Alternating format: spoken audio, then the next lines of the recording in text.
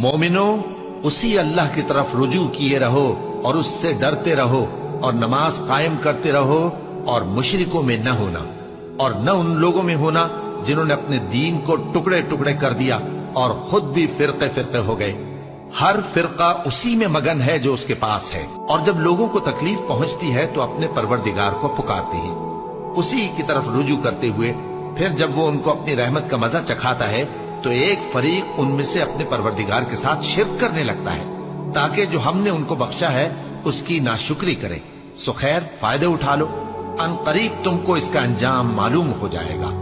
क्या हमने इन पर कोई ऐसी दलील नाजिल की है कि फिर वो इनको अल्लाह के साथ शिर्क करना बताती है?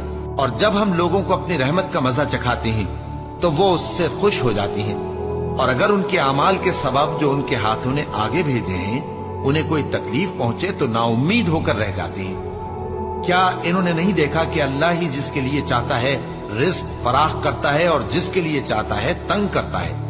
बेशक इसमें ईमान लाने वालों के लिए निशानियां हैं, और उसी की निशानियों में से है कि वो हवाओं को भेजता है कि खुशखबरी देती हैं ताकि तुमको अपनी रहमत के मजे चखाए, और ताकि उसके हुक्म से कश्तियां चलें, और ताकि तुम उसके फजल से रोजी तलब करो, और ताकि तुम शुक्र करो।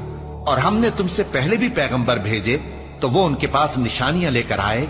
सो जो लोग नाफरमानी करते थे हमने उनसे बदला लेकर छोड़ा, और मोमिनों की मदद हम पर लाजिम थी। अल्लाह ही तो है जो हवाओं को भेजता है तो वो बादल को उभारती हैं, फिर अल्लाह उसको जिस तरह चाहता है आसमान में फैला देता और तह बतह कर देता है। फिर तुम देखते हो कि उसके बीच में से बारिश की बूंदें निकलने लगती हैं। फिर जब वो अपने बंदों में से जिन पर चाहता है उसे बरसा देता है तो उसी वक्त वो खुश हो जाती हैं, जबकि वो उसके बरसने से पहले यकीनन नाउम्मीद हो रहे थे। तो ऐ देखने वाले, अल्लाह की रहमत की निशानियों की तरफ देख कि वो किस तरह जमीन को उसके मरने के बाद जिंदा करता है। बेशक वो मुर्दों को जिंदा करने वाला है और वो हर चीज पर कादिर है।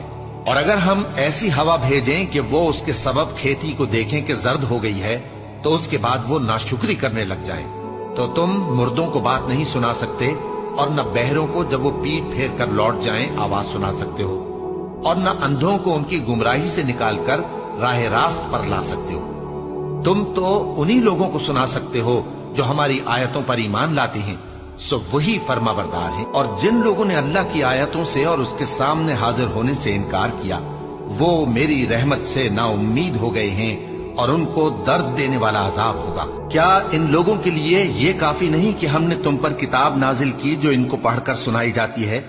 कुछ शक नहीं कि मोमिन लोगों के लिए इसमें रहमत और नसीहत है। कह दो कि मेरे और तुम्हारे दरमियान अल्लाह ही गवाह काफी है। जो चीज आसमानों और जमीन में है वो सबको जानता है, और जिन लोगों ने बातिल को माना और अल्लाह से इनकार किया वही नुकसान उठाने वाले हैं। और वही अल्लाह ऐसा है कि उसके सिवा कोई माबूद नहीं। दुनिया और आखिरत में उसी की तारीफ है और उसी का हुक्म चलता है और उसी की तरफ तुम लौटाए जाओगे। कहो भला देखो तो, अगर अल्लाह तुम पर हमेशा क़यामत के दिन तक रात की तारीकी किए रहे तो अल्लाह के सिवा कौन माबूद है जो तुमको रोशनी ला दे? तो क्या तुम सुनते नहीं? कहो कि भला देखो तो, अगर अल्लाह तुम पर हमेशा क़यामत तक दिन किए रहे तो अल्लाह के सिवा कौन माबूद है कि तुमको रात ला दे जिसमें तुम आराम करो? तो क्या तुम देखते नहीं? और उसने अपनी रहमत से तुम्हारे लिए रात को और दिन को बनाया ताकि तुम उसमें आराम करो और उसमें उसका फजल तलाश करो और ताकि शुक्र करो। और जिस दिन वो उनको पुकारेगा तो कहेगा कि मेरे वो शरीक जिनका तुम्हें दावा था कहाँ हैं? और हम हर एक उम्मत में से एक गवाह निकाल लेंगे, फिर कहेंगे कि अपनी दलील पेश करो, तो वो जान लेंगे कि सच बात अल्लाह की है और जो कुछ वो इफ्तरा किया करते थे उनसे जाता रहेगा। भला किसने जमीन को करारगाह बनाया और उसके बीच नहरें बनाई और उसके लिए पहाड़ बनाए, और किसने दो दरियाओं के बीच ओट बनाई? ये सब कुछ अल्लाह ने बनाया। तो क्या अल्लाह के साथ कोई और माबूद भी है? हरगिज नहीं, बल्कि उनमें अक्सर इल्म नहीं रखते।